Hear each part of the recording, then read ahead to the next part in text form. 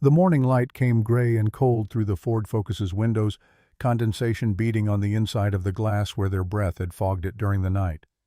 Eva Hartwell woke first, her back screaming from another night twisted in the driver's seat, and watched her daughter sleep in the back. Rose was 9 years old. Tangled brown hair spread across the backpack that served as her pillow, a stuffed rabbit clutched to her chest. The same rabbit she'd had since she was 3, back when they'd lived in an apartment with heat and running water and a refrigerator that actually worked. Back when Eva had been a working nurse with a paycheck and a future that didn't involve parking lots and shame. The Walmart lot was already coming to life around them. Early shift workers trudging toward the entrance, delivery trucks backing up to the loading dock with their incessant beeping, the world moving forward while Eva and her daughter stayed frozen in this purgatory of transience. 2 years now.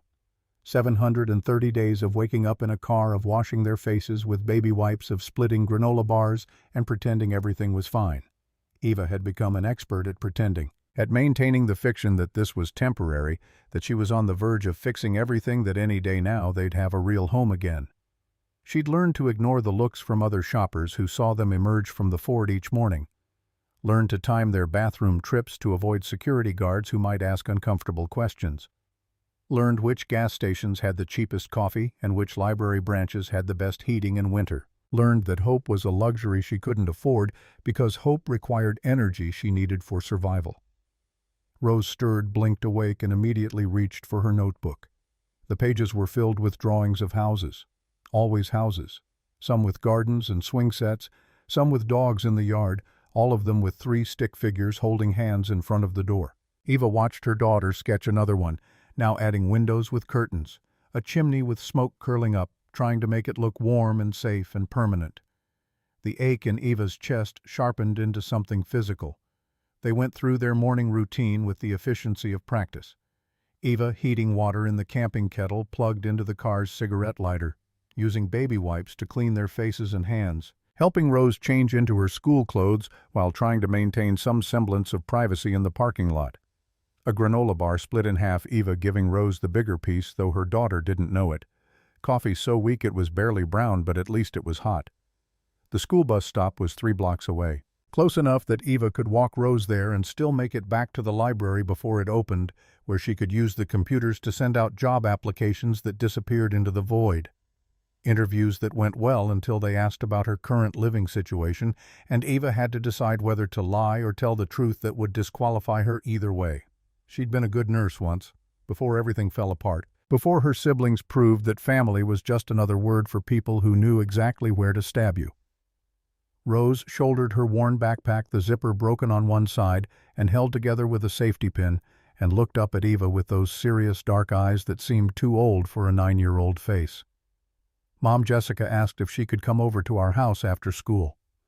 The words hit Eva like a physical blow. She knelt down on the sidewalk, her scrubs from her last nursing job 2 years ago, threadbare at the knees, and pulled Rose into a hug that threatened to break her.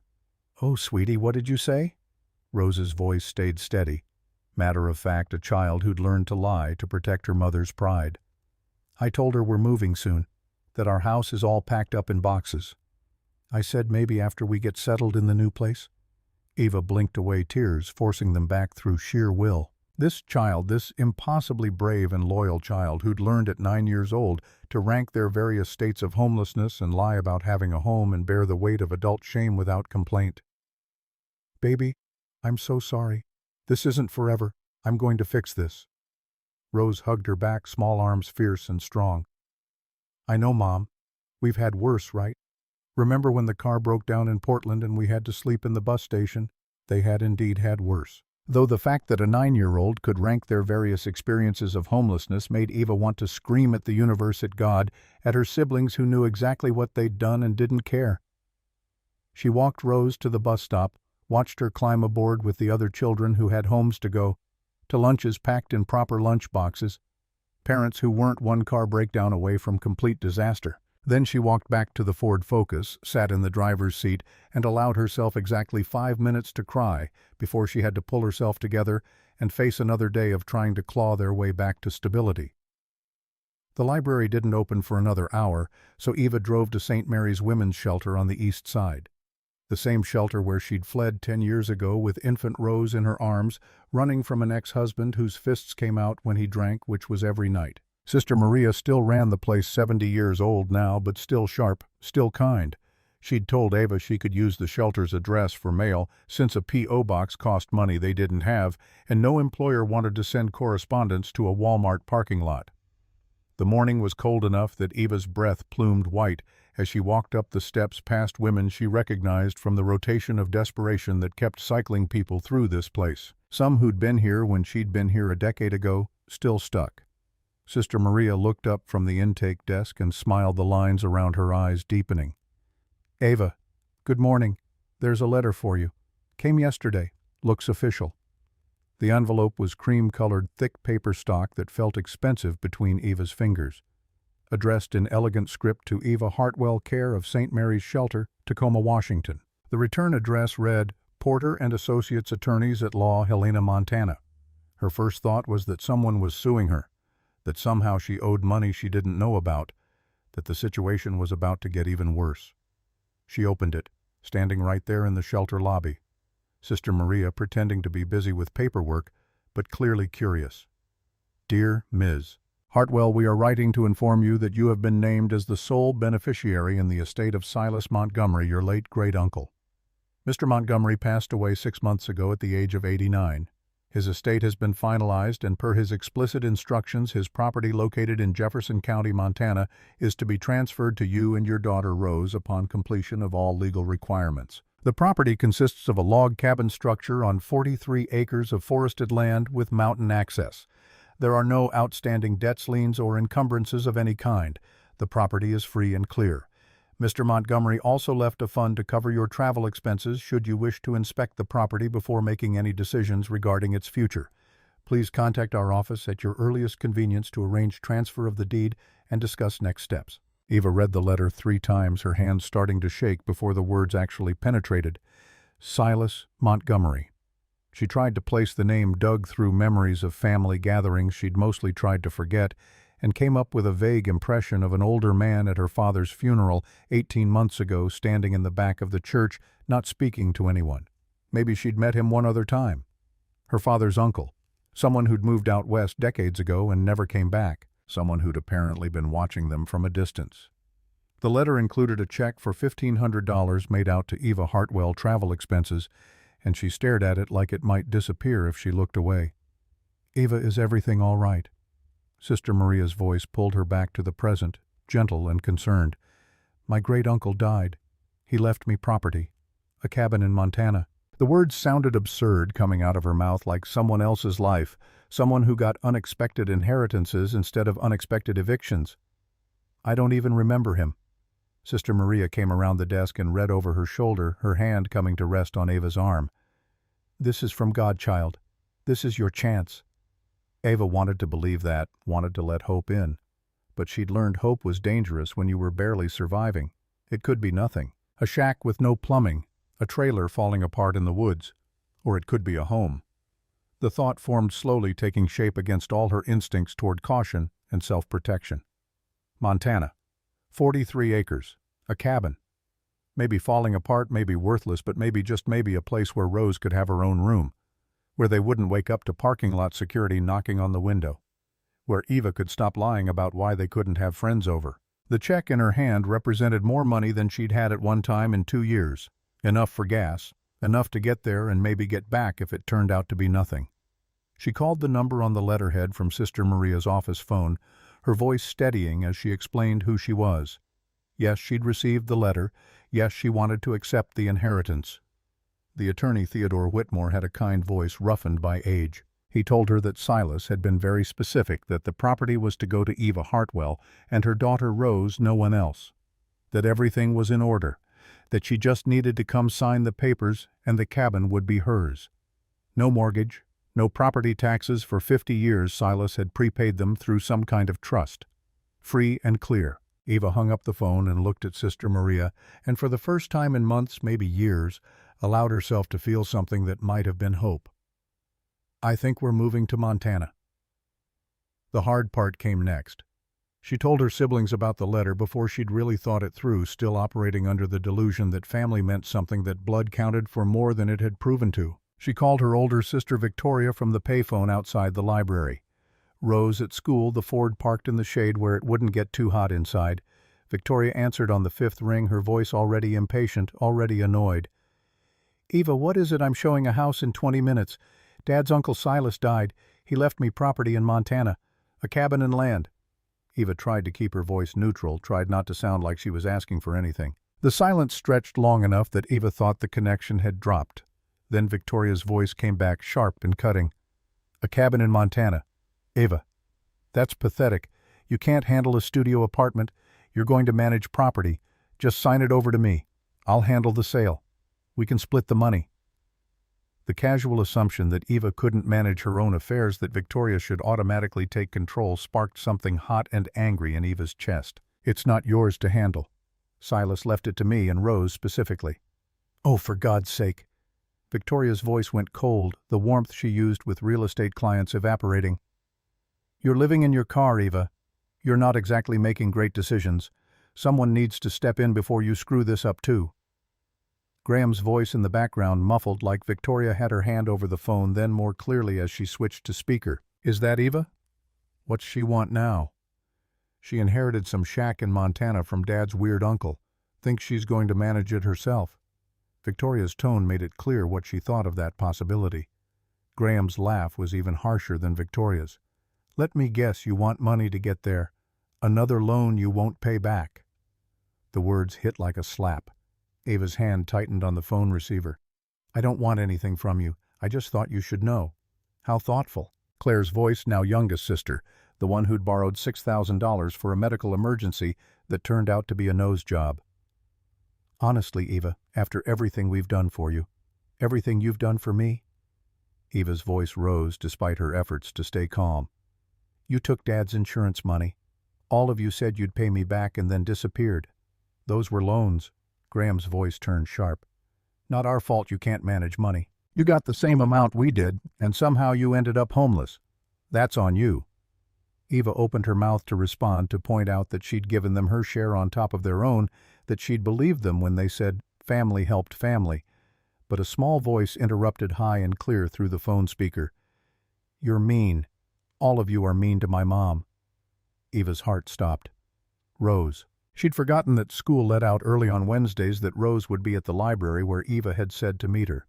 She must have walked up during the conversation, must have heard everything. "Well, if it isn't the little tattletale." Victoria's voice dripped false sweetness. "Eva, you're raising a brat." Rose's voice shook, but didn't break. "You took Grandpa's money. You promised to pay Mom back and you didn't, and now you want to take our cabin." The silence that followed was brittle and sharp. Then Victoria's voice filled with contempt.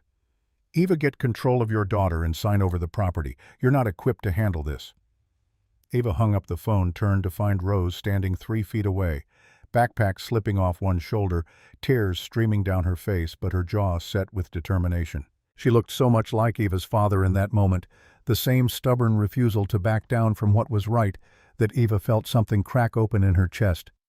"I'm sorry, baby. You shouldn't have heard that. They're trying to take our cabin." Rose wiped her eyes with the back of her hand, the one holding her notebook, the pages fluttering. "The cabin Great-Uncle Silas left us. Are you going to let them?" Eva knelt down there on the sidewalk outside the Tacoma Public Library and took her daughter's face in her hands.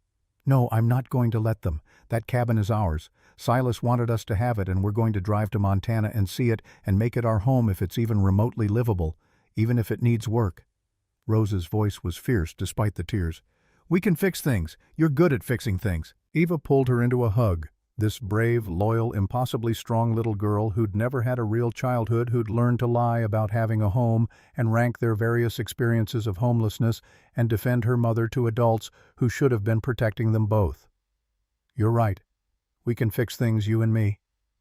That night in the Ford Focus, Rose couldn't sleep. She lay in the back seat, streetlights painting orange stripes across the ceiling, and tried to imagine what Montana looked like. She'd checked out a book from the library about the different states, and the pictures of Montana showed mountains so tall they had snow on top, even in summer forests that went on forever, sky so big and blue it didn't seem real. She thought about having her own room, about being able to invite Jessica over without having to lie about her mom not looking so tired all the time. The cabin might be small, might be falling apart, but it would be theirs. Nobody could kick them out. Nobody could tell them to move along. Nobody could take it away because Great-Uncle Silas had left it specifically to them. In the front seat, Eva ran the numbers in her head for the 100th time. $1,500 for travel, minus gas. The Ford got decent mileage, but Montana was a 3-day drive, minus food, minus whatever they'd need when they got there. It would be tight. It would be terrifying. But staying here, sending out resumes that went nowhere, watching Rose get thinner and quieter, that was its own kind of terrifying. Silas Montgomery. Whoever he'd been, whatever his reasons, had thrown them a lifeline. The only question was whether Eva was brave enough to grab it. Morning came too early, the Walmart parking lot coming to life around them with the pre-dawn shift change.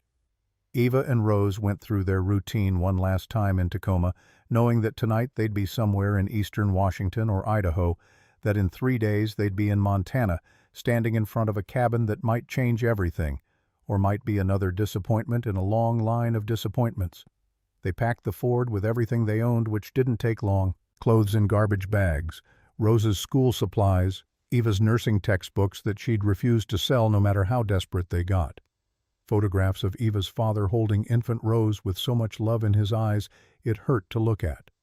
The last thing Eva packed was the letter from Theodore Whitmore, folded carefully and placed in the glove compartment where she could reach it if she needed proof this was real. Rose sat in the back seat with her notebook open to a fresh page, ready to document their adventure. She'd titled it at the top in her careful printing, "The Journey to Our New Home."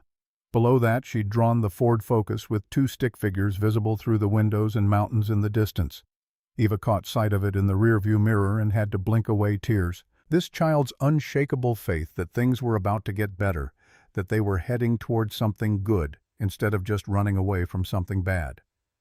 They drove out of Tacoma as the sun came up Interstate 90, stretching east toward the mountains, toward Montana, toward whatever Silas Montgomery had left them. Eva's hands were steady on the wheel, but inside she felt like she was made of glass, one wrong move from shattering. Rose pressed her face to the window and watched Washington State scroll by, the landscape changing from urban sprawl to farmland to forest. Her first real journey beyond the city limits of the place she'd been born. "Mom, do you think there will be bears?" "Maybe. Montana's pretty wild. What about wolves?" "Probably those too." Rose's eyes went wide, delighted rather than scared. "That's so cool. We're going to live somewhere with actual wild animals." Eva couldn't help but smile, her daughter's enthusiasm infectious despite everything. "We don't know what we're going to find there, baby. It might be really rough." "I don't care." Rose went back to her notebook, starting a new drawing. "Anything's better than the parking lot." They drove for hours, stopping only for bathroom breaks and the cheapest food they could find. Eva let Rose navigate with a paper map from a gas station, teaching her to read the highway numbers and calculate distances, turning necessity into a lesson, the way she'd learned to do over the past 2 years. They crossed into Idaho as the sun started to set, found a rest stop with bathrooms and picnic tables, and ate peanut butter sandwiches Eva had made that morning, while Rose reported on their progress. "We went 312 miles today. Tomorrow we have to go about 400 more to get to Montana. Then it's only about 2 hours from the border to Helena, where Mr. Whitmore's office is." "You're a good navigator, kid." Eva watched the last light fade from the sky, stars coming out brighter than she'd ever seen them in the city. "Your grandpa would be proud." Rose looked up from the map, her face suddenly vulnerable. "Do you think he knew about Uncle Silas leaving us the cabin?" "I don't know, baby." "Maybe. They were family, so maybe they talked. I think he knew." Rose folded the map carefully along its creases. "I think that's why Uncle Silas left it to us, because Grandpa told him we were good people." Eva's throat tightened. Her father had died 18 months ago, cancer that moved too fast for treatment to matter. In his final days he'd held her hand and told her she was the strongest person he knew, that she'd raised Rose right, that he was proud of her. She'd used his life insurance money, her share of the $17,000, to pay for his funeral and catch up on bills. Her siblings had taken theirs and run. She'd believed them when they said they needed it, that they'd pay her back, that family was supposed to help each other. She'd learned the hard way that belief was a luxury she couldn't afford. They slept in the Ford that night in the rest stop parking lot, semi-trucks idling nearby, the hum of the interstate never quite fading. Eva woke 3 times from dreams where the cabin turned out to be a burned-out shell, where Theodore Whitmore told her there had been a mistake, where her siblings showed up with legal papers proving the property was theirs.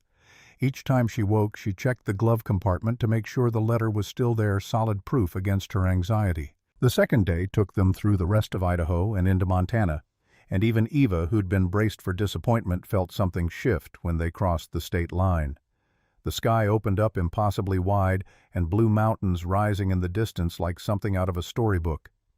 The towns they passed through were small, real small, the kind of places where everyone probably knew everyone else's business. But they were clean and well-kept, not the desperate urban decay of Tacoma's outskirts.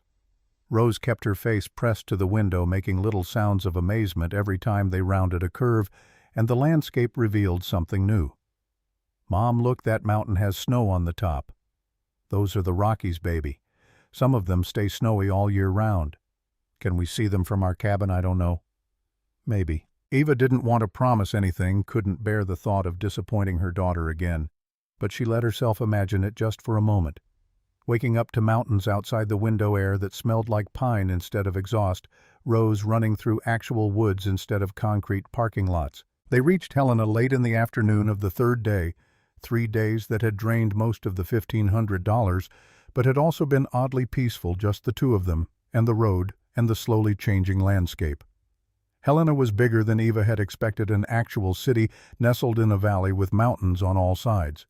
Buildings that looked like they'd been there since the gold rush days mixed with modern construction. She found Theodore Whitmore's office on a side street downtown, a brick building with his name on a brass plaque by the door.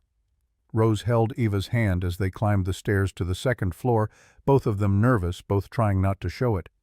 The office was small but neat. Leather chairs in the waiting area, diplomas on the wall, a secretary who looked up and smiled when they entered. "You must be Miss Hartwell. Mr. Whitmore is expecting you." Theodore Whitmore was 70 if he was a day, with silver hair and a weathered face that suggested he spent more time outdoors than behind a desk. He shook Eva's hand with a firm grip, then knelt down to Rose's level and offered his hand to her too, treating her like she mattered, like she was part of this. "It's very good to meet you both. Silas talked about you, you know. Not often, but when he did, it was always with respect." Eva tried to process that. "I only met him twice that I can remember. At my father's funeral and maybe once before that. Silas was a private man. Didn't much like crowds or conversation, but he paid attention to people.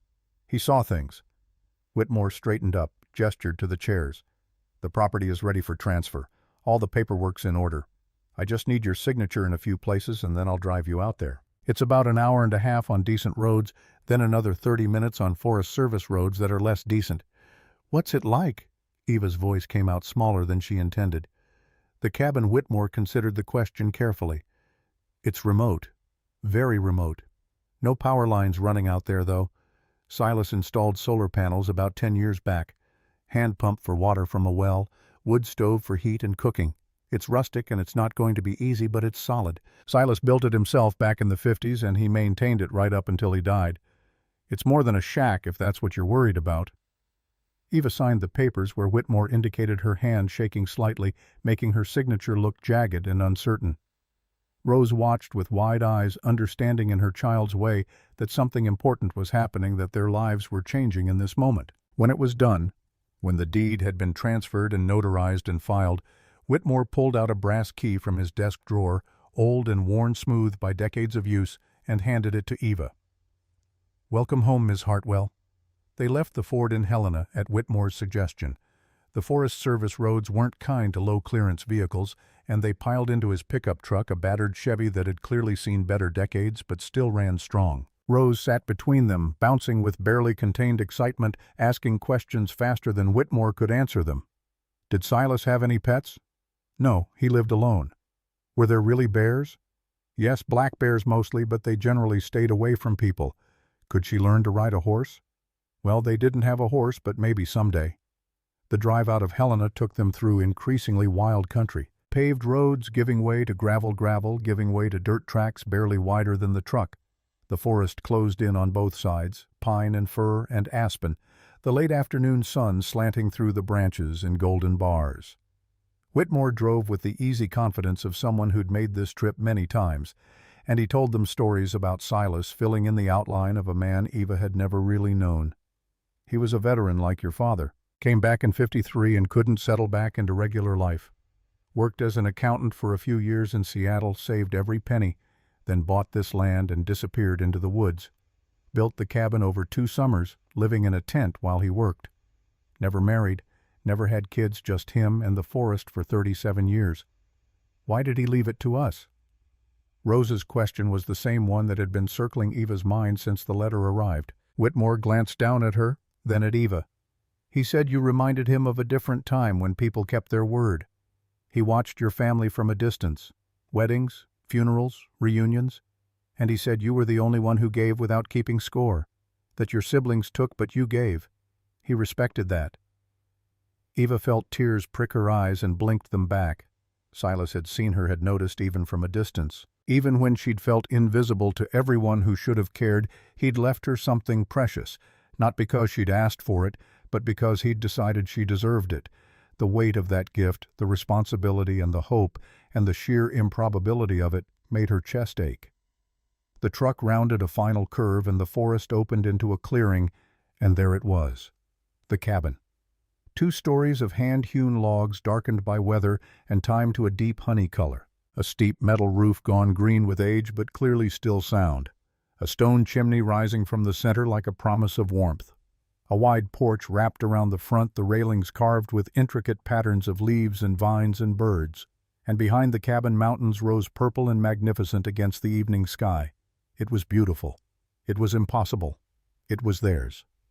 Rose gasped a small sound of pure wonder and scrambled out of the truck before it had fully stopped. Eva followed more slowly, her legs unsteady, unable to quite believe what she was seeing. This wasn't a shack. This wasn't some falling down disaster. This was a home, a real home, built with care and maintained with love by a man who'd decided for reasons she'd probably never fully understand that Eva and her daughter deserved it. Whitmore handed Eva the key, brass and heavy in her palm. I'll leave you to it. There's a care package inside, food and firewood to get you started. I'll come back in a few days to check on you. Bring any supplies you need. But for now, it's all yours. Eva turned the key over in her fingers, then looked down at Rose, who was practically vibrating with excitement. Want to do the honors? Rose took the key with both hands, approached the front door like it was something sacred, and carefully fitted the key into the lock. It turned smoothly, well-oiled, despite decades of use, and the door swung open with a soft creak. Warm air rolled out, carrying the scent of wood smoke and pine, and something else, something that felt like peace. Rose stepped over the threshold first, Eva right behind her, and together they entered Silas Montgomery's cabin. Their cabin now. And Eva heard her daughter whisper, her voice full of awe and gratitude and hope. We have a home. The first morning in the cabin, Rose woke to silence so complete it felt like the world had been remade overnight. No traffic sounds, no voices from other cars in parking lots, no mechanical hum of refrigerated trucks making deliveries. Just birds, dozens of them calling to each other through the forest in a language she didn't understand but wanted to learn. She lay in the smaller upstairs bedroom under Silas's quilts, heavy and warm, and watched sunlight move across the pine plank ceiling in patterns that shifted with the breeze outside. Her stuffed rabbit sat on the windowsill, looking out at mountains that seemed close enough to touch. Eva stood at the kitchen window watching her daughter explore the clearing outside, running from tree to tree with energy that had been compressed too long in the Ford's back seat. The hand pump at the sink had taken some getting used to her nursing school muscles, remembering the rhythm after a few tries, and the water that came up was so cold and clear it tasted like it had never touched anything human before. The wood stove radiated steady heat, Silas's carefully split kindling catching easily from the fire she'd built, using techniques half-remembered from a camping trip 20 years ago. Coffee percolated in an ancient enamel pot, and Eva allowed herself to feel something dangerously close to contentment. The cabin revealed itself slowly over those first days, each room a careful study in self-sufficiency. Silas's workshop in the back held tools organized with military precision, each one clean and oiled and hung on pegboard with its outline traced in marker so you knew exactly where it belonged. The root cellar stayed cool even in afternoon heat, shelves lined with mason jars full of preserves that were probably still good vegetables Silas had grown and put up himself. Upstairs, his bedroom held almost nothing personal.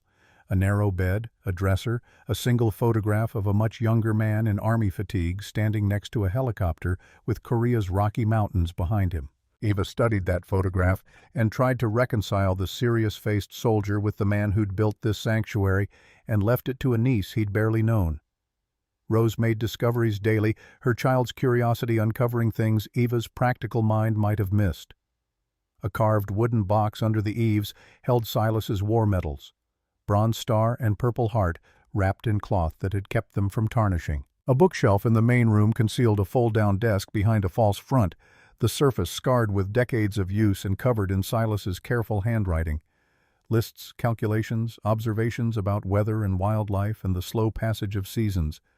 She found bird nests tucked into the porch rafters, a family of mice living in the woodshed who scattered when she opened the door, and a trail through the forest that led to a creek so clear you could count individual stones on the bottom. It was Rose who first noticed something odd about the main room's dimensions. She'd been measuring things with a tape measure from Silas's workshop, making a map of the cabin in her notebook with careful attention to scale when she frowned and redid her calculations. The exterior wall measured 42 feet, but the interior rooms only added up to 38. 4 feet unaccounted for, which seemed like too much for just insulation and log thickness.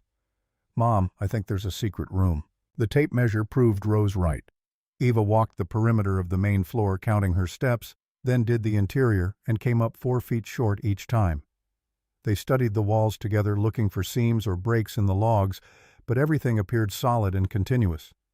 The stone fireplace dominated the north wall, massive and beautifully constructed from river rock, fitted together with barely visible mortar. Eva ran her hands over the stones, looking for anything that might move, while Rose examined the carved mantel with its patterns of leaves and vines and birds. It was the birds that caught Rose's attention. They were everywhere in the carving, dozens of different species, rendered in such detail you could almost identify them.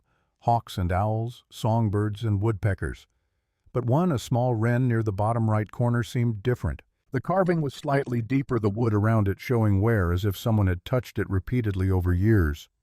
Rose pressed it experimentally and felt it give slightly inward with a soft click. The sound that followed was subtle but unmistakable.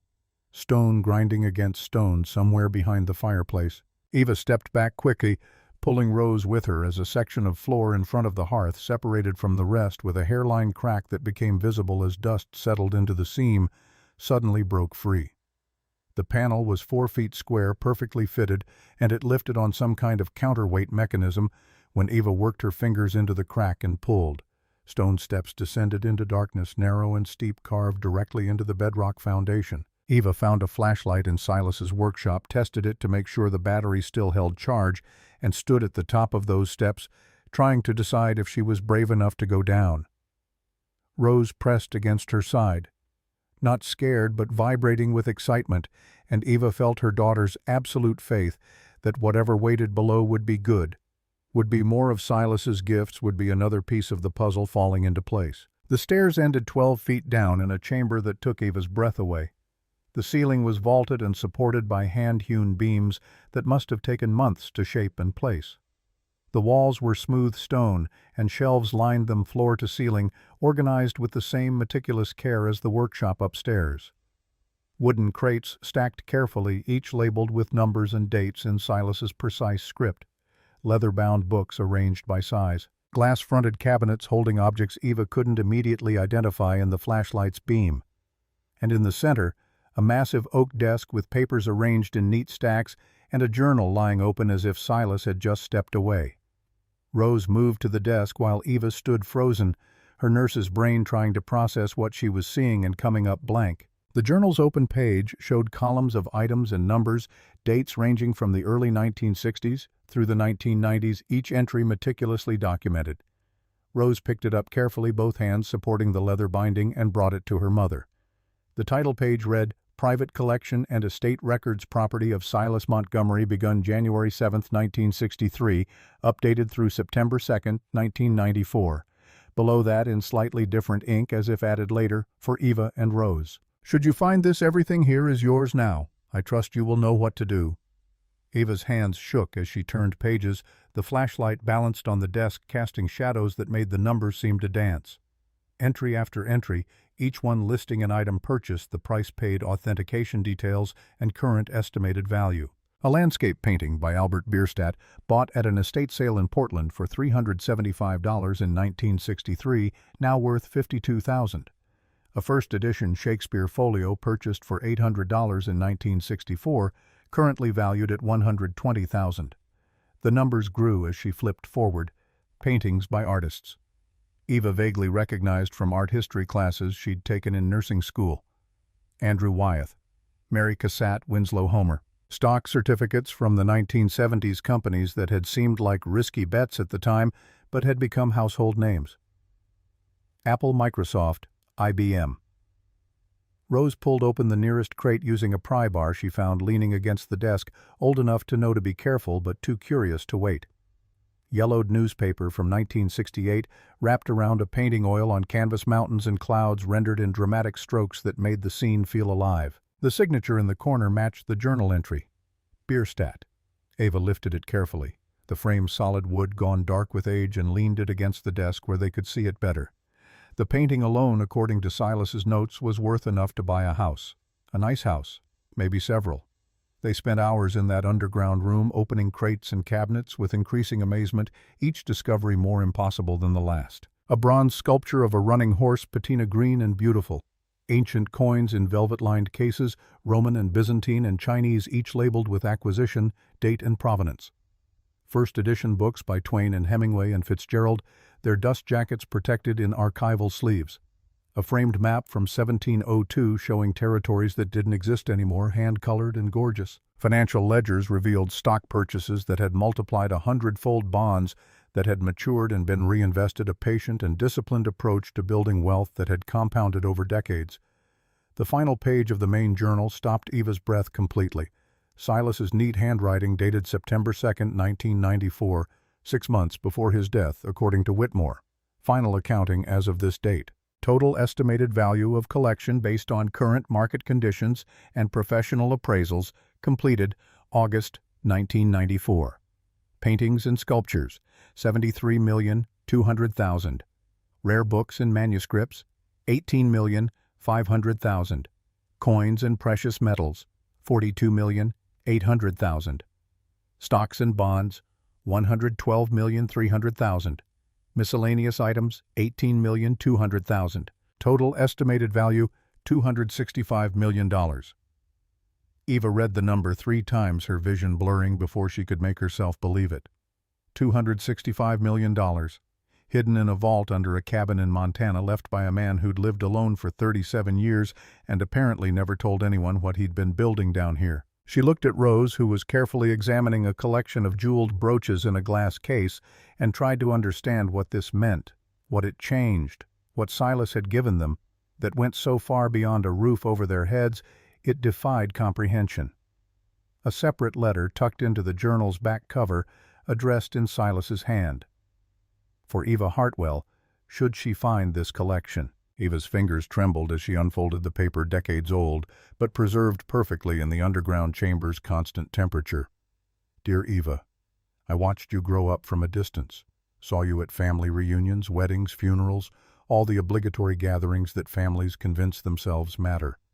I saw you care for your father in his final illness. Saw how you raised Rose alone with dignity when her father proved himself unworthy. I saw how your siblings took and took, how you gave and gave, how they made you believe that was what family meant. This collection represents my life's work. 37 years of patience and faith that beauty and value are worth preserving. I leave it to you because you understand what truly matters. Not wealth, but character. Not taking, but giving. Your siblings will come when they find out. They'll claim you're not capable of managing this, that you need their help. That family means sharing. Stand firm. This is yours. Earned not by blood, but by being the kind of person who deserves it. Use it to give Rose the life she's earned by being brave enough to have you as her mother. With respect and hope for your future, Silas James Montgomery. Eva had to sit down on the stone floor, the letter clutched in both hands, and let herself cry for the first time since they'd arrived. These weren't the silent tears she'd learned to shed in the Ford while Rose slept the grief and frustration and fear she'd carried for 2 years. These were different. Complicated relief and gratitude and a kind of grief for a man she'd never really known, but who'd seen her more clearly than anyone in her life, except maybe her father. Silas had watched her fail and struggle and lose everything, and instead of judging her, he'd decided she deserved better. He'd built this gift over decades and saved it for someone he believed would use it right, and somehow, impossibly, he'd chosen her. Rose found a second letter in a small wooden box behind the desk, this one addressed in the same handwriting. To Rose, the brave girl who finds my secret. She brought it to Eva, who read it aloud, her voice still thick with tears. Dear Rose, if you're reading this, you found my hidden room. You must be clever and curious, which are fine qualities. This room holds many valuable things, but the most valuable thing is the family who found it together. I never had children of my own, but I watched your mother raise you, and I saw how much she gave to make sure you were fed and safe and loved. I hope you know how lucky you are to have her, and I hope she knows how lucky she is to have you. Whatever happens with this collection, remember your mother is a good person in a world that often punishes good people. Protect her. She spent her whole life protecting you. Be brave, little one. The world needs more brave children. Your friend across time, Silas. Rose pressed close to Eva's side, small and warm and steady. He knew about me even though I wasn't born yet when he started this. He knew there would be someone like you. Someone worth everything I've been through. They climbed back upstairs as evening fell, closing the hidden entrance carefully behind them, and sat together on the porch watching the sun paint the mountains purple and gold. Eva's mind raced through implications and complications, through the certainty that this would change everything, that their siblings would find out somehow that the peace of these first days was about to shatter. But for now, for this moment, she let herself simply sit with her daughter in front of their home, while mountains stood eternal and patient in the distance, and tried to accept that sometimes, rarely, impossibly, the universe gave you exactly what you needed when you needed it most. The fragile peace lasted exactly 1 week. Eva had been careful, had told no one except Theodore Whitmore that they'd found anything unusual. But small towns apparently worked on their own information network that had nothing to do with telephones or internet. Beatrice Sullivan, the librarian at Cedar Falls's tiny public library 5 miles down the mountain, had mentioned to someone that Silas's niece and her daughter were settling into the old cabin. That someone had mentioned it to someone else who'd connected Silas Montgomery's name with an article from a Helena newspaper's archive about a reclusive collector who'd donated a valuable painting to a museum anonymously back in the 1980s. By the time the regional news picked up the story, Montana recluse leaves fortune to homeless single mother Eva's phone was ringing with calls from numbers she didn't recognize. She ignored them all except the one from her sister Victoria, partly from morbid curiosity and partly from the naive hope that maybe, just maybe, family would mean something this time. Victoria's voice came through, bright and concerned, the real estate agent pitch she used on clients who needed to be convinced they wanted something. Eva, I've been trying to reach you for days. I saw the news story about Silas's collection. Honey, that's amazing, but you must be overwhelmed. Graham and I have been talking, and we think it would be best if we came up to help you sort through everything. You know, get proper appraisals, figure out taxes, make sure you're protected. Eva's hand tightened on the phone. I'm handling it, Victoria. I have an attorney, a small-town Montana lawyer. Victoria's voice shifted, skepticism bleeding through the concern. Eva, be realistic. This is potentially worth millions. You need a team, proper representation. We're family. We should stick together on this. The word family in Victoria's mouth felt like a weapon being loaded. Like we stuck together when I was living in my car. A pause.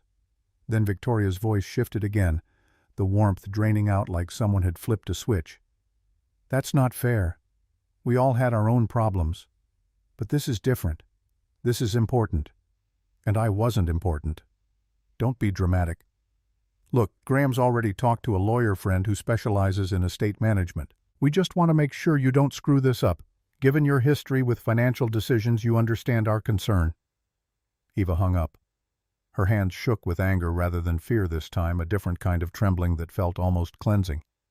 She'd spent 2 years believing she'd somehow failed, that her homelessness was evidence of poor judgment rather than bad luck and family betrayal. Silas's letter had shifted something fundamental in how she saw herself, and Victoria's casual assumption that Eva couldn't handle her own affairs bounced off that new understanding like rain off stone.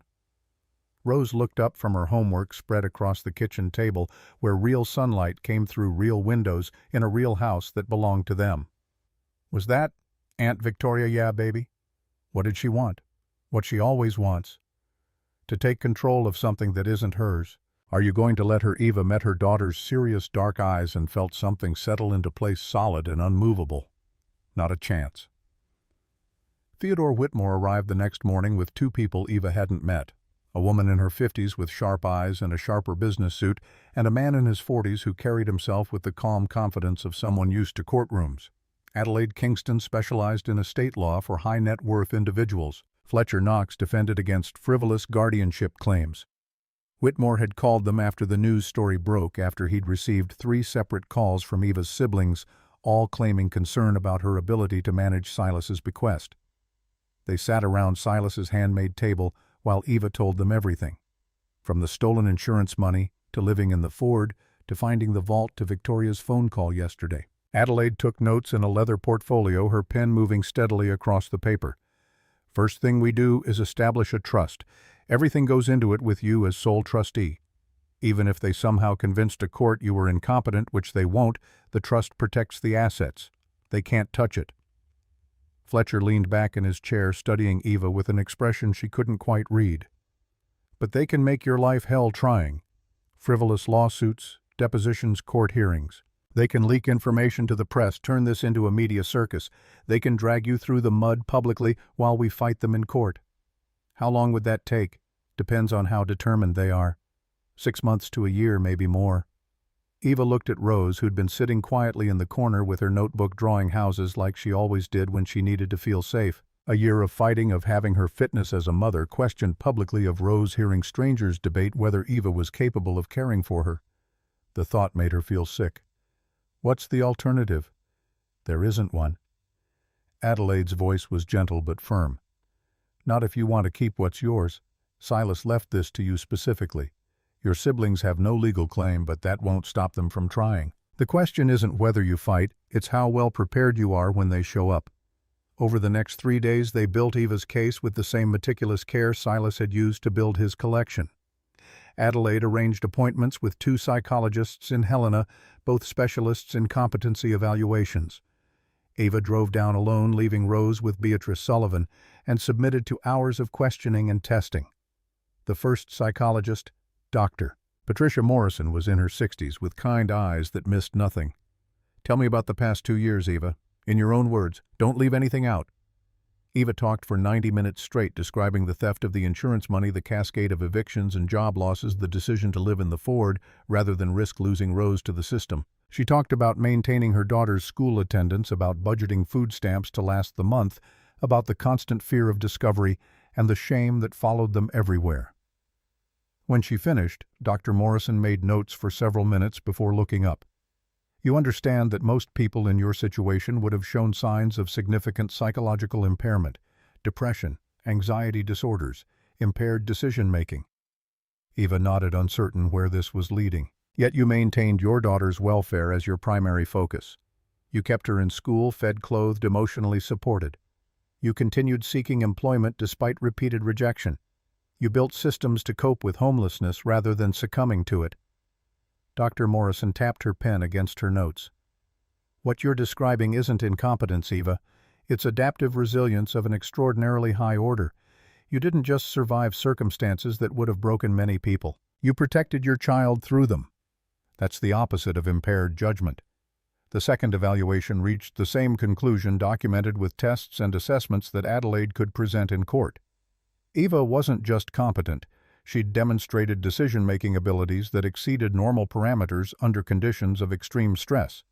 The financial records took longer to compile. Fletcher worked with a forensic accountant who traced every dollar of the insurance money, documenting the systematic theft with precision that would make a prosecutor envious.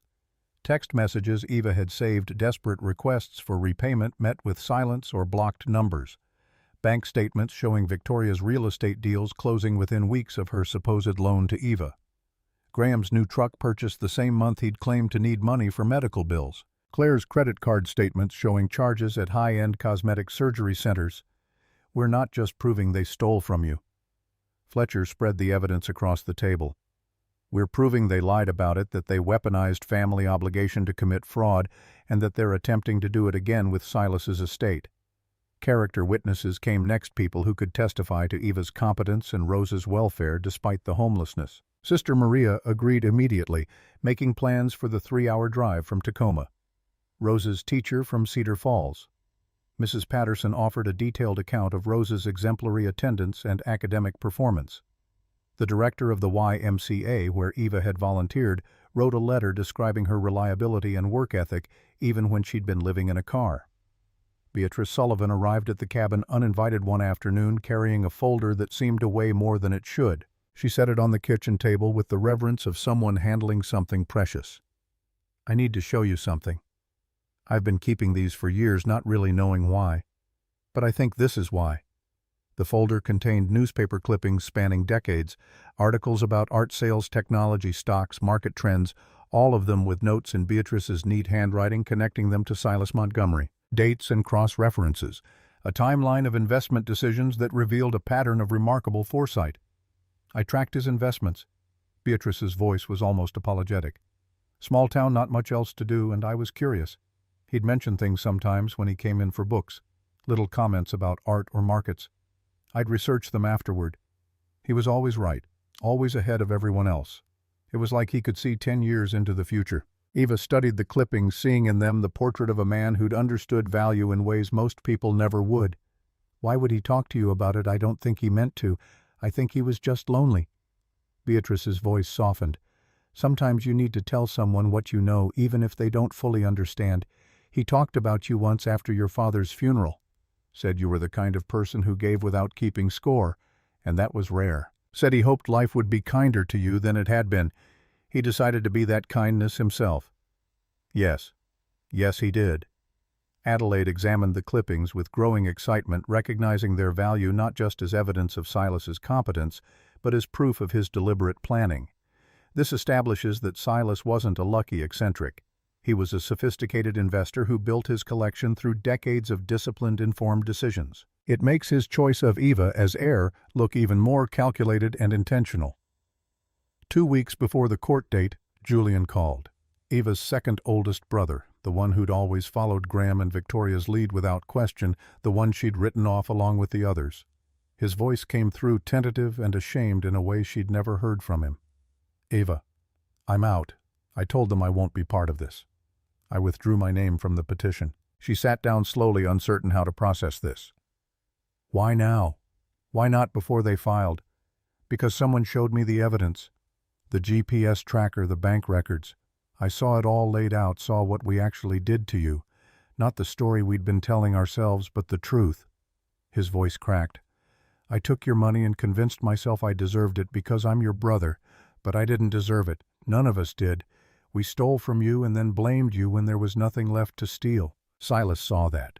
He knew what we were. That's why he left everything to you and not us. "What do you want me to say?" "Nothing. I don't want anything. I just wanted you to know that at least one of your siblings finally woke up. I don't expect forgiveness. I don't deserve it." He paused, and Eva heard the effort it took to continue. "And Eva, the others aren't going to stop. Victoria's borrowed money to pay for the lawyers. Graham's convinced this is their big payday. They're desperate now. Please be careful." Eva thanked him and hung up, then sat staring at the phone for a long time. One sibling out of 4 showing any sign of conscience.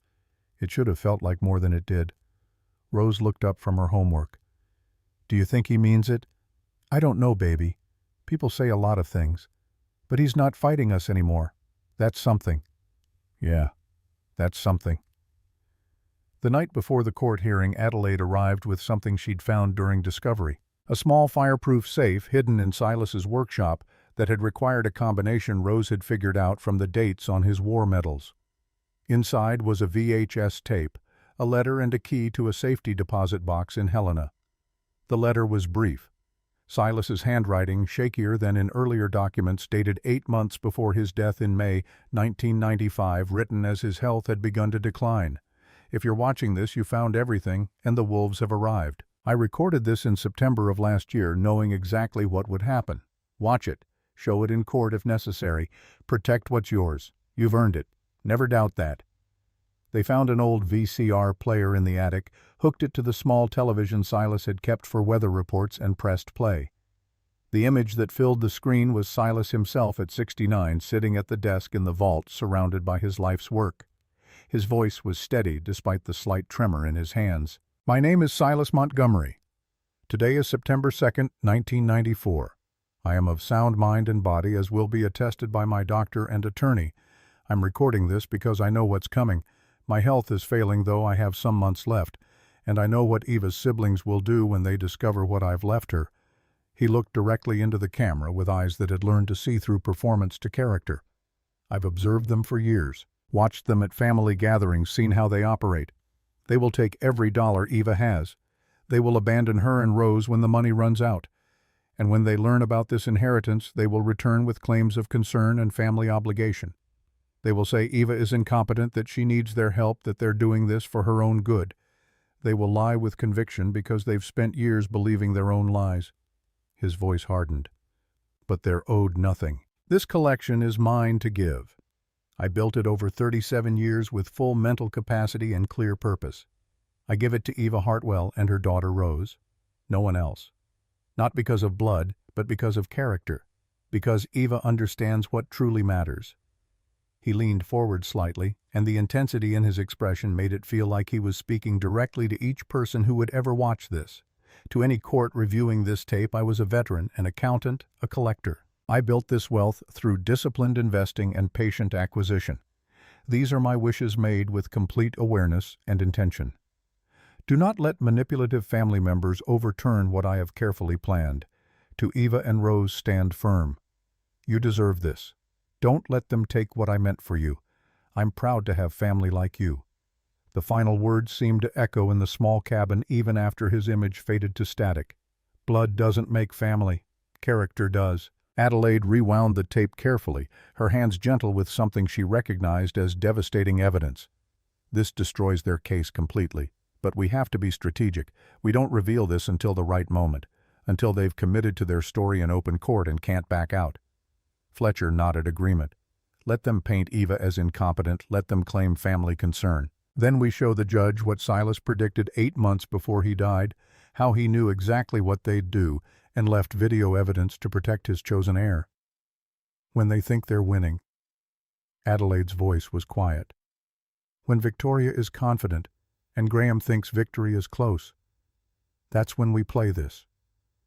Eva barely slept that night, lying awake while the wind moved through the pines, and Rose slept peacefully in the next room. Tomorrow they'd walk into a courtroom and her siblings would try to take everything, would weaponize her homelessness and use Rose as leverage and paint her as unfit. The fear was real and sharp, but so was the anger. Silas had seen her worth when everyone else had seen only failure. He'd built protections that reached beyond his death to shield her from exactly this moment. She owed it to him, to Rose, to herself, to stand firm. The Jefferson County Courthouse had stood since 1923, its stone columns weathered by decades of Montana winters, its halls echoing with the accumulated weight of every dispute that had passed through these rooms. Eva walked up the steps at 8:30 on Thursday morning, Rose's hand tight in hers, Adelaide Kingston and Fletcher Knox flanking them like shields. The sky threatened snow despite it being only October clouds hanging low and gray over the mountains that ringed Helena on all sides.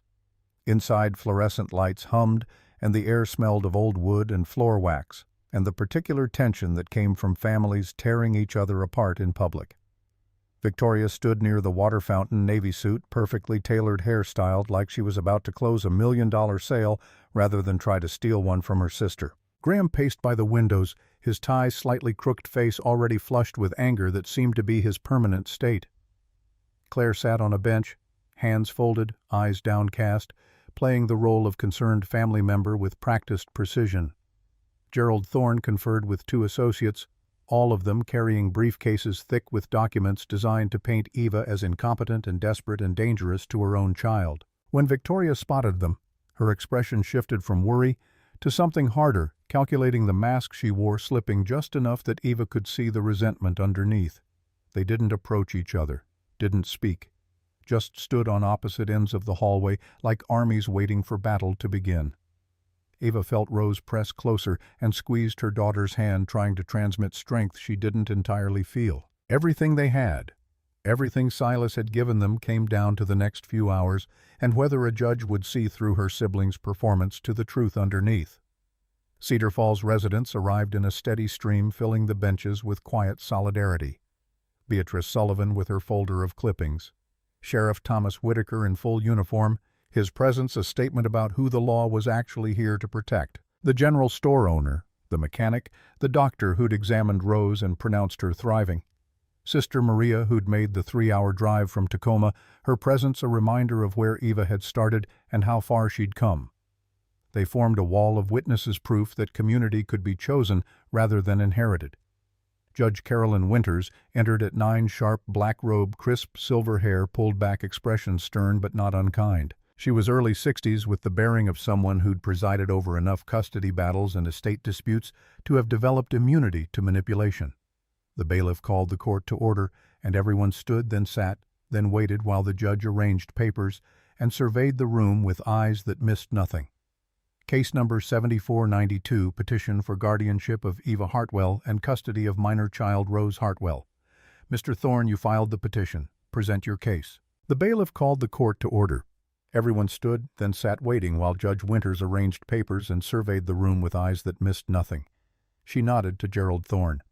Mr. Thorne, you filed the petition. Present your case. Gerald Thorne stood with the practiced confidence of a man accustomed to winning, his opening statement delivered in tones calculated to suggest reason and concern. He painted Victoria Graham and Claire as loving siblings watching their sister spiral, powerless to intervene as Eva made choice after poor choice. The housing instability wasn't presented as consequence of theft, but as evidence of Eva's inability to maintain stability. The homelessness wasn't framed as survival, but as failure. Bank records appeared on screens showing evictions and unpaid bills, the context of stolen insurance money conveniently absent from Thorne's narrative. Graham took the stand first, his performance honed through rehearsal. His voice carried just the right mixture of frustration and worry as he described years of watching Eva struggle, of offering help that was refused, of growing alarm at decisions that seemed to compound rather than solve problems. The GPS tracker wasn't mentioned. The $87,000 existed only as loans made in good faith to a sister who'd never managed to repay them. He became, in his telling, the exhausted brother who'd tried everything and watched it fail. Victoria followed with the polish of someone who sold houses worth millions.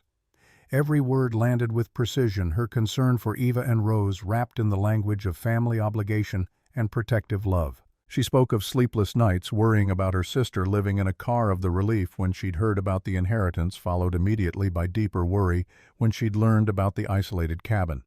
Her voice caught at strategic moments, tears appearing exactly when they'd have maximum impact.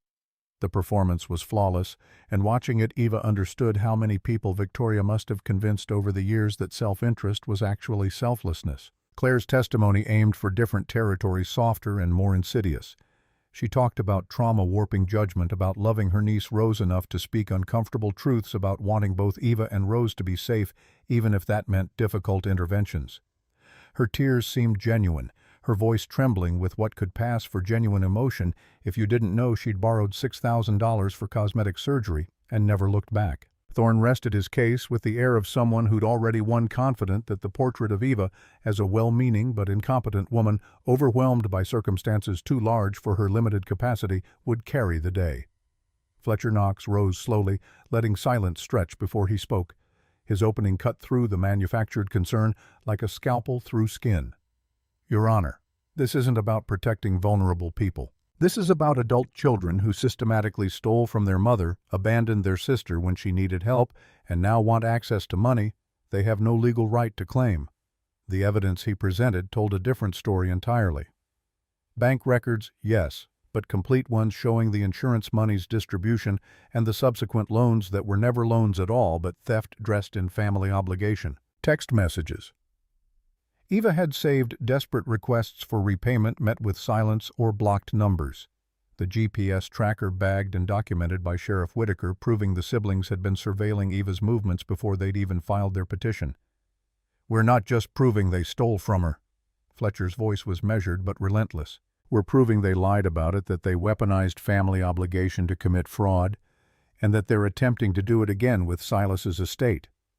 The psychological evaluations came next. Two independent doctors who'd spent hours with Eva and reached identical conclusions. Dr. Patricia Morrison's testimony was particularly damning to the siblings' case. She spoke in the calm, measured tones of someone presenting scientific fact rather than opinion. I evaluated Miss Hartwell for cognitive function, emotional stability, and capacity for complex decision-making. She scored well above average in all categories. More significantly, she demonstrated what we call adaptive resilience, the ability to maintain clear thinking and appropriate prioritization under extreme stress. Most people in her circumstances would have shown signs of impairment. Ms. Hartwell showed the opposite evidence of someone who'd learned to think clearly, precisely because survival depended on it. Character witnesses followed. Sister Maria took the stand and became a force of nature, her 70 years of working with desperate women lending weight to every word. I've run St. Mary's for 43 years. I've seen thousands of women come through those doors, some who make it and some who don't. Eva Hartwell came to us twice. Once at 19, fleeing domestic violence with a baby. She worked 2 jobs, went to nursing school at night, and still found time to volunteer helping other women in crisis. She left us after 2 years with her degree and a job and dignity intact. She came back 2 years ago after her siblings stole her father's insurance money. Did she ask for handouts? No. She asked for an address so she could apply for jobs. She maintained her daughter's school attendance, her health, her hope, all while living in a car. I've seen hundreds of mothers. Eva Hartwell is one of the strongest, most capable women I've ever known. Using her past vulnerability as evidence of incompetence isn't just wrong, it's obscene. The courtroom settled into different kind of quiet after that, the manufactured concern of the siblings' case cracking under the weight of truth presented without artifice. Beatrice Sullivan brought her folder of newspaper clippings, decades of tracking Silas Montgomery's investments and observations. She explained in the gentle voice of a librarian who'd spent a lifetime helping people find answers, how Silas had been decades ahead of market trends, how his collection represented not luck, but extraordinary knowledge and patience. Her testimony wasn't about Eva at all, but about the man who'd chosen her. Silas told me once after Mr. Hartwell's funeral that Eva was the kind of person who gave without keeping score. He said such people were rare and deserved to be protected from those who only knew how to take. He knew what her siblings were. That's why he chose her and not them. Judge Winters called for a recess, and Eva used the bathroom to splash cold water on her face and try to slow her racing heart. The case was going well, better than she'd dared hope, but she could see Victoria conferring intensely with Thorne and knew they still had moves to make. Adelaide found her by the sinks. They're going to push hard on the cabin's remoteness and Rose's welfare. Be ready. Fletcher will object to most of it, but some will get through. Just stay calm and tell the truth. When court resumed, Eva took the stand, feeling every eye in the room tracking her movement. Thorne's cross-examination started gentle, almost sympathetic, before the blade appeared. Ms. Hartwell, you lived in your car for 2 years. Is that correct? Yes. And you were unable to maintain employment during that time. I was unable to find employment that would accept someone without a fixed address, which I didn't have because my siblings took the money I would have used for housing. Thorne's smile didn't waver. You blame your siblings for your homelessness. I blame them for stealing $87,000 and refusing to return it as promised. The homelessness was a consequence of that theft. The judge's expression suggested she was keeping careful mental notes. Thorne shifted tactics.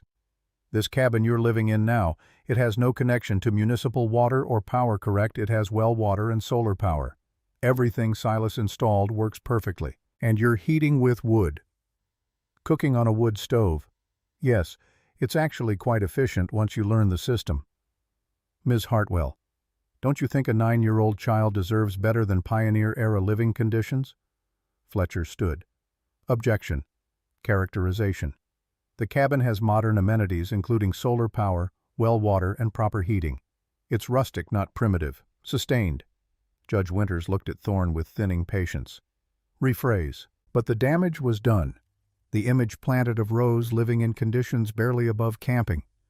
Eva forced herself to breathe slowly to remember what Adelaide had told her about staying calm. Do you feel qualified to manage a collection worth hundreds of millions of dollars? Eva met Thorne's eyes directly. I feel qualified to make decisions about property that was left specifically to me. I'm not managing it alone. I've hired experts in estate law, art authentication, financial management. I'm building a team of people who have the expertise I lack. That's not incompetence, that's intelligent delegation. And what do you plan to do with this collection? Eva glanced at Adelaide, who gave a slight nod. I'm establishing a foundation to help single mothers in crisis, women who are where I was 2 years ago. The collection will fund legal aid, job training, emergency housing, everything I needed and couldn't find. The courtroom stirred. Victoria's face went pale as she realized Eva wasn't planning to simply keep the money, but to give much of it away. The judge leaned forward, slightly interest sharpening her attention.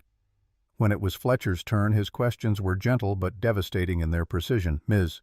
Hartwell, why were you homeless? Because my siblings borrowed money. They never intended to repay, and without those funds, I couldn't maintain housing while searching for work that would accept someone in my situation. Did you ever stop caring for your daughter during those 2 years? Never. Rose attended school every day. She had regular meals even when I didn't. She had clean clothes. She had books and school supplies. She had love and stability even when we didn't have walls. Did you ever consider giving her up? Letting the state take her because it would be easier? The question hit Eva hard, tears pricking her eyes. Never, not once. She's my daughter. We protect each other. That's what family actually means. Fletcher let that statement hang in the air before continuing. Your siblings claim you're unfit to manage this inheritance, but you've already begun working with experts establishing a trust, planning a foundation. That doesn't sound like incompetence to me. It's what Silas wanted. He didn't just leave me money. He left me responsibility. I intend to honor that. Judge Winters called for Rose next, and the courtroom's energy shifted. Every person present understood that a 9-year-old's testimony could break either way, that children could be coached or could speak devastating truth, that this moment would likely decide the case. Rose walked to the witness stand with her chin up and shoulders back, small but radiating a determination that reminded Eva painfully of her father. She took the oath with a steady voice, understanding in the way children do when adults make ceremony of important things, that this mattered, that what she said here would shape their future. Judge Winters spoke gently. Rose, I know this must be scary, but I need to ask you some questions. You can tell me if you need a break, okay? Okay. Can you tell me what it was like living in the car? Rose thought carefully before answering. It was hard. We didn't have a lot of space, and it was cold in winter and hot in summer, and sometimes people would knock on the windows and tell us to leave. But Mom always made sure I had food and clean clothes and got to school. She'd help me with homework at the library. She never made me feel like being poor was my fault, or like we were less than other people. Did you feel safe? Always. Even when we didn't have anywhere to live, I always felt safe because Mom was there. The judge made a note before continuing. Your aunts and uncles say they're worried about you. What do you think about that? Rose's jaw set in a way that made her look older than 9. I think they weren't worried when we were living in the parking lot. They weren't worried when Mom called asking for help and they wouldn't answer. They're only worried now because Great-Uncle Silas left us money and they want it. She pulled a folded piece of paper from her pocket, the edges worn like she'd been carrying it for weeks. Great-Uncle Silas left me a letter. He wrote it before I was born, before he even knew I'd exist. He said I was brave, and that my mom was a good person, and that I should protect her because she'd spent her whole life protecting me. He knew what my aunts and uncles would do. He knew they'd try to take everything, and he wanted me to be brave and not let them. Rose handed the letter to the bailiff, who passed it to Judge Winters. The courtroom was absolutely silent as the judge read, her expression shifting from professional neutrality to something softer, almost sad. When she finished, she looked at Victoria, Graham, and Claire with eyes that had seen through their performance to the hollowness underneath. Mr. Knox, do you have anything further? Fletcher stood but didn't approach the witness stand. Just one question, Your Honor. Rose, are you happy living in the cabin? Rose's face lit up. So happy. I have my own room for the first time ever. I can see mountains from my window. I go to school in Cedar Falls and I'm doing really good in all my classes. We have friends who visit. Mom's teaching me how to chop wood and pump water and do things with my own hands. I'm learning stuff I never could have learned in the city. Thank you, Rose. No further questions. Adelaide stood next her, movement deliberate and charged with purpose. "Your Honor, we have one final piece of evidence." Silas Montgomery recorded a video 8 months before his death as his health began to decline. He left instructions that it should only be shown if his heirs faced legal challenges from family members. "Given the nature of this petition, we believe the court should see it." Thorne objected immediately, but Judge Winters overruled him. The television was wheeled in, the VCR connected, and suddenly Silas Montgomery filled the screen. 69 years old, sitting in his underground vault, surrounded by 3 decades of careful collection, speaking directly to a future he'd predicted with unsettling accuracy. The courtroom watched in absolute silence as Silas documented his mental capacity, explained his observations of Eva's siblings over years, predicted their exact response to the inheritance. His voice carried the weight of someone who'd spent a lifetime watching people and learning to see past performance to character. "They will take every dollar Eva has. They will abandon her and Rose when the money runs out. And when they learn about this inheritance, they will return. They will claim concern, incompetence, manipulation. They will lie. They will twist the truth. They will do anything to get what they think they're owed. But they're owed nothing." He looked directly into the camera, and it felt like he was looking at each person in the courtroom individually. "This collection is mine to give. I give it to Eva Hartwell and her daughter Rose, no one else. To any court reviewing this, I was a veteran, an accountant, a collector. I built this over 37 years with full mental capacity. These are my wishes." The final words hung in the air after the tape ended. "Blood doesn't make family. Character does."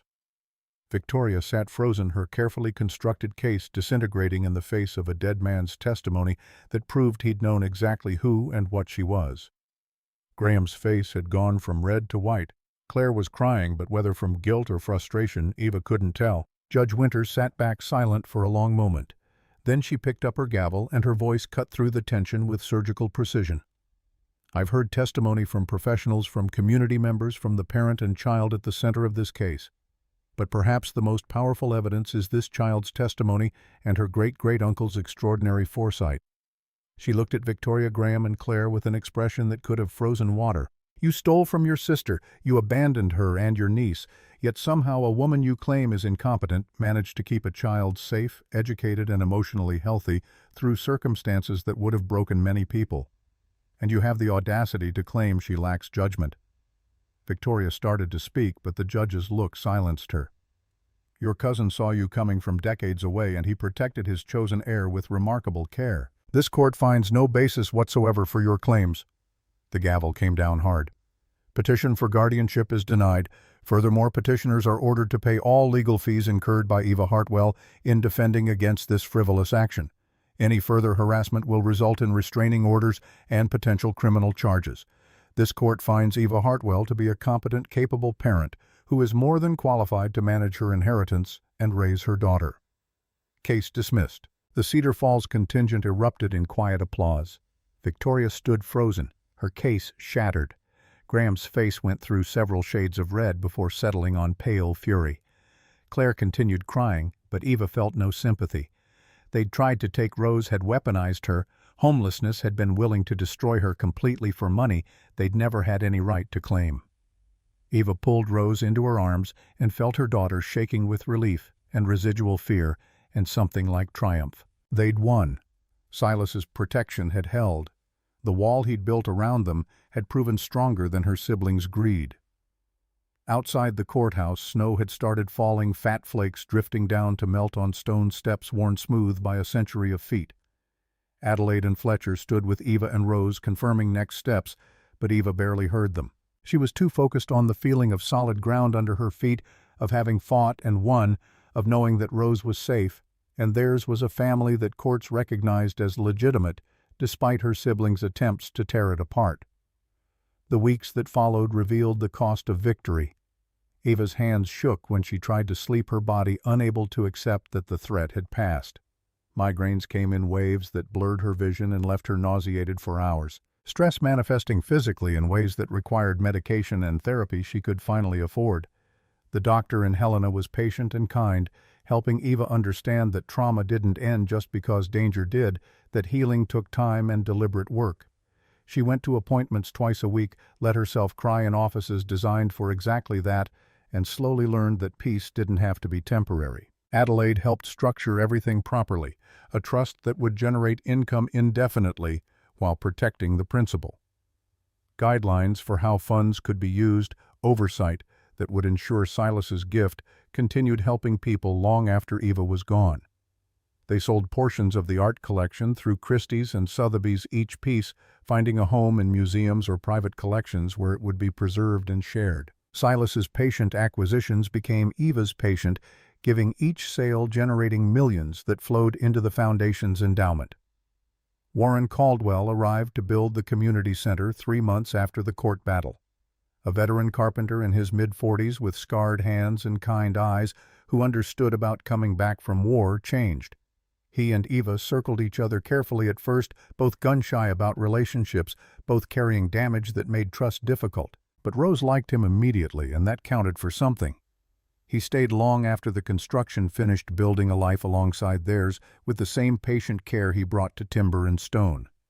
The Silas Montgomery Foundation for Single Mothers opened its doors 18 months after the court victory. The community center sat adjacent to the cabin, a beautiful timber structure that honored the forest while providing space for legal aid, job training, counseling services, and emergency housing. Tiny homes dotted the property, each one a sanctuary where women could rebuild with dignity. They hired social workers and lawyers who specialized in family law, created a hotline for people facing abuse-funded scholarships for women returning to school. The work was slow and careful and documented. They helped mothers one at a time, learning what worked and what didn't, building something that would last. But 8 months after opening the foundation hit its first major crisis, and Eva discovered that Silas had been right about more than just her siblings. The investigative piece ran in a regional paper, and the headline made Eva's stomach drop. Foundation spends 40% of budget on administrative costs. The article questioned whether the high overhead was appropriate, whether donations were being used effectively, whether a woman who'd been homeless 2 years ago had the expertise to run a multi-million-dollar operation. The truth was more complicated than a percentage could convey. First-year costs were necessarily high, with building construction system development and staff hiring all requiring significant upfront investment. But the public saw only the ratio of administrative spending to direct services, and social media exploded with criticism. Comments accused Eva of incompetence, of wasting Silas's legacy, of proving that Victoria and Graham had been right about her all along. The internal crisis came next. An employee named Janet Morrison, fired for embezzling $12,000, went to the press with claims that Eva was overwhelmed and ineffective, that she herself had been doing all the real work, that the foundation was poorly managed and heading for disaster. More headlines followed, each one cutting deeper. Investigation reveals fraud at Montana Foundation. Former homeless woman struggles to manage charity. The external pressure multiplied when a larger, more established foundation approached with an offer of partnership that was actually a takeover bid. Richard Lansing, their director, had the polished confidence of someone accustomed to being the smartest person in every room. "Ms. Hartwell, your intentions are admirable, but running a foundation requires expertise you simply don't have. Our organization has 40 years of experience. We can absorb your endowment, continue the work, and relieve you of a burden that's clearly becoming untenable. You could focus on your own recovery and let professionals handle this." The implication was clear. You're still the homeless woman who got lucky. Step aside and let the adults work. The emergency board meeting felt like the courtroom all over again. One member suggested Eva should consider Lansing's offer, that perhaps the foundation had grown beyond her capacity. Another worried about the negative publicity about donors pulling support. Only Warren spoke clearly in her defense. You could walk away. Let them take over. Or you could fight. Prove them wrong. Like you did with your siblings. Eva sat with Rose asleep upstairs and Adelaide reviewing damage control options, and Warren watching her with steady confidence, and made her decision. No. Silas didn't give me this foundation so I could hand it to someone else when things got hard. I'll learn. I'll make mistakes. But I'll be transparent about it, and I'll prove that a woman who lived in a car can build something that lasts. The response was methodical and public. She hired an independent auditor and published every finding, good and bad. Created a website with financial transparency updated monthly, every dollar accounted for and explained. held a press conference where she acknowledged the embezzlement, explained the termination, and detailed the first-year costs that had driven up the administrative percentage. "I lived in a car for 2 years. I know the value of every dollar. I would never waste the gift Silas gave me. These costs were necessary to build infrastructure that will serve women for decades. Judge us by our results, not by a single year's ratio." The audit confirmed what Eva had said. No fraud except Morrison's theft. Costs appropriate for startup phase. Financial management sound. The public response shifted criticism, giving way to appreciation for transparency. Lansing's foundation quietly withdrew their offer, their attempted takeover exposed as opportunism rather than assistance. But Eva was exhausted in ways that went beyond physical tiredness. The fight with her siblings, the foundation crisis, the constant pressure of public scrutiny had taken pieces of her she wasn't sure she could get back. She understood now what Silas's final letter had meant about the price of giving when you had everything instead of nothing. That letter, discovered in a safety deposit box in Helena, had been waiting for her all along. Silas's handwriting, shakier than in earlier documents, dated 1 week before his death. "Dear Eva, if you're reading this, you've survived the wolves and started the work. Now comes the harder part. I lived alone for 37 years, protecting what I built, but sharing it with no one. The collection gave me purpose, but also imprisoned me. Don't let wealth do to you what it did to me. Use it to connect, not isolate. Giving is easy when you have nothing. When you have everything, it becomes the real test.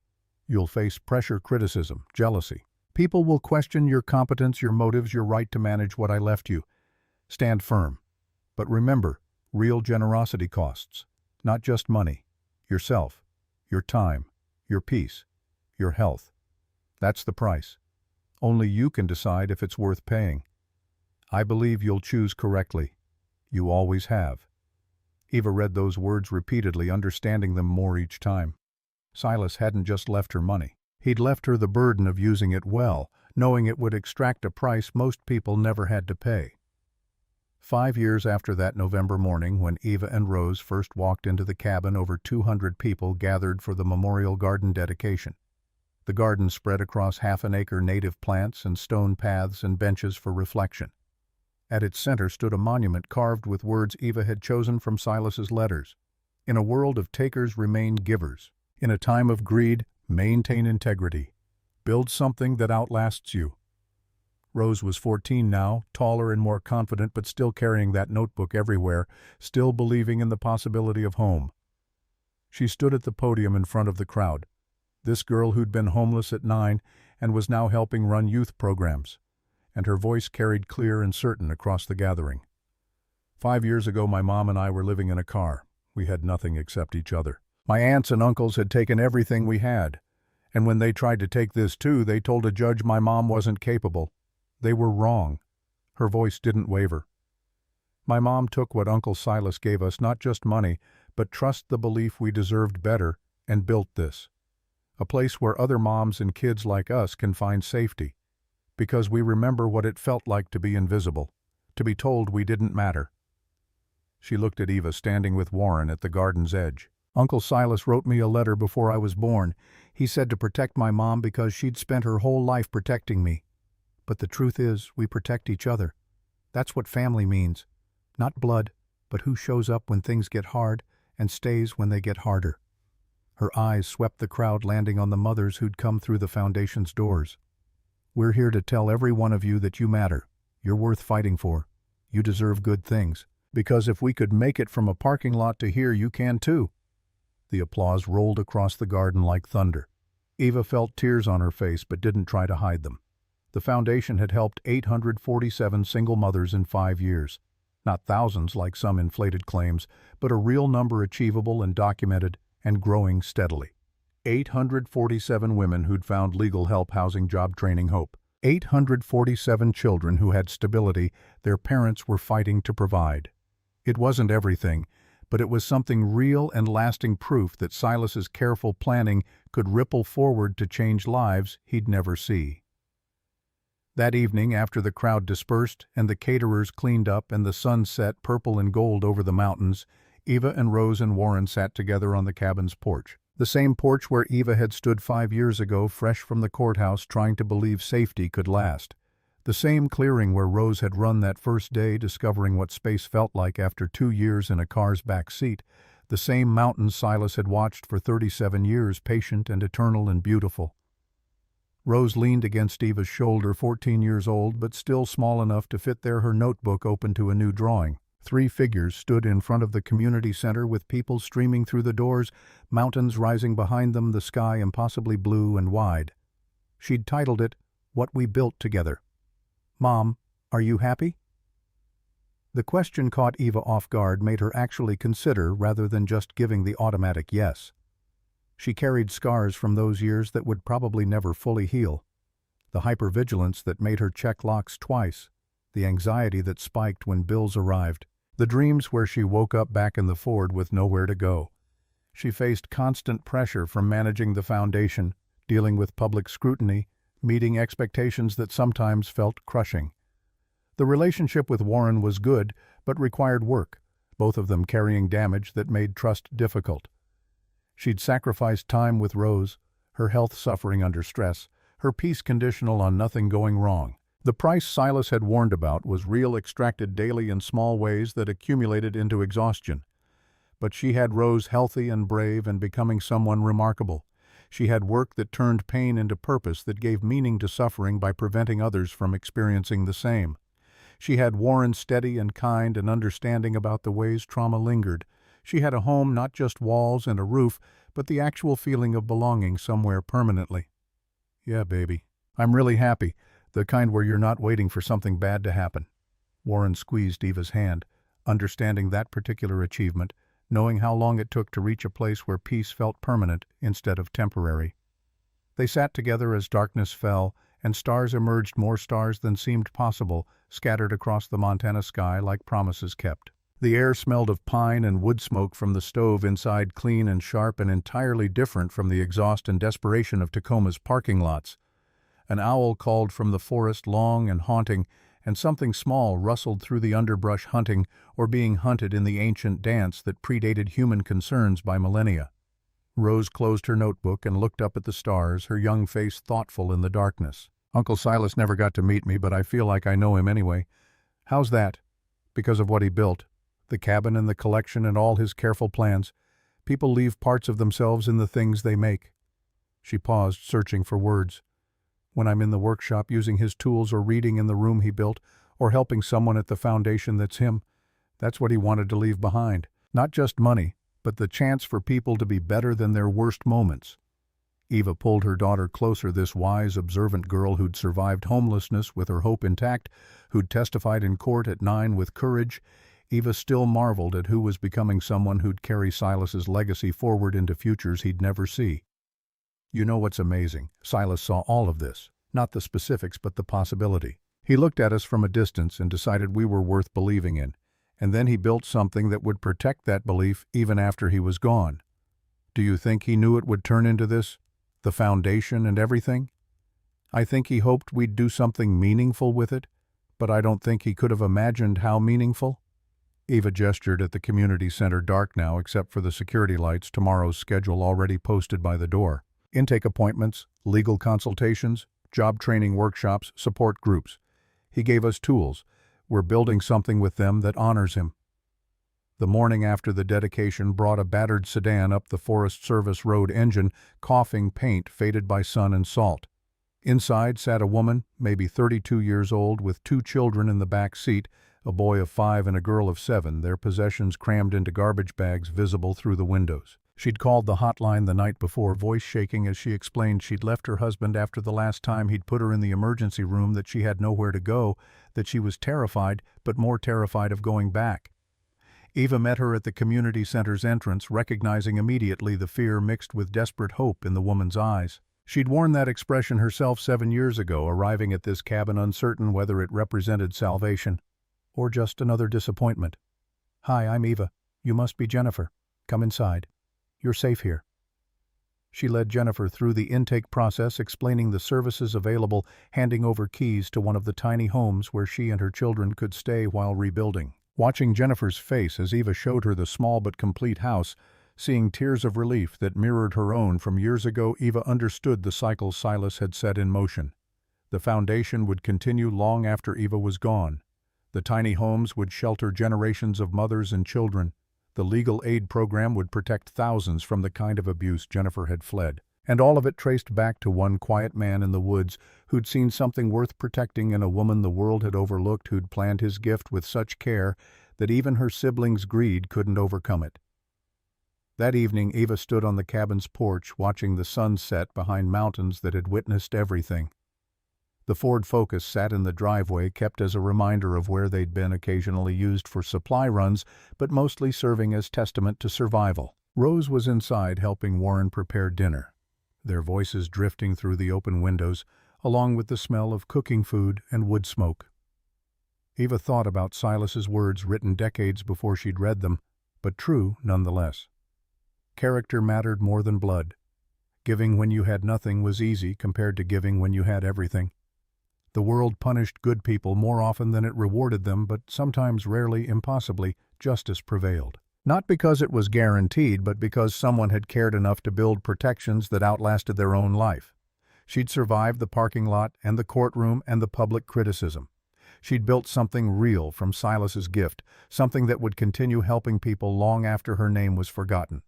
She'd proven that a woman who'd lived in a car could manage millions, could raise a remarkable daughter, could create lasting change. The price had been high: her health, her peace, her time.